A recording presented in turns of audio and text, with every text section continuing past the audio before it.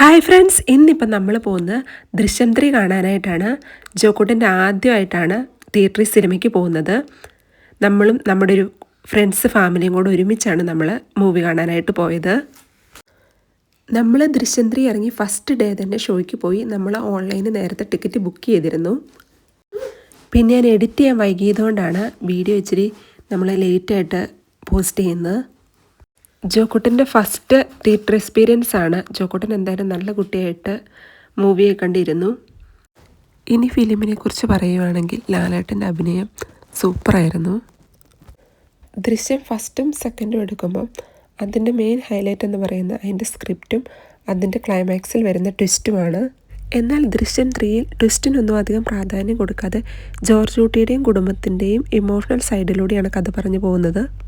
അപ്പോൾ ഇത്രേ ഉള്ളൂ നമ്മുടെ ഇന്നത്തെ വീഡിയോ. ഇനി നമുക്ക് മറ്റൊരു നല്ല വീഡിയോയുമായി വീണ്ടും കാണാം. Thanks for watching.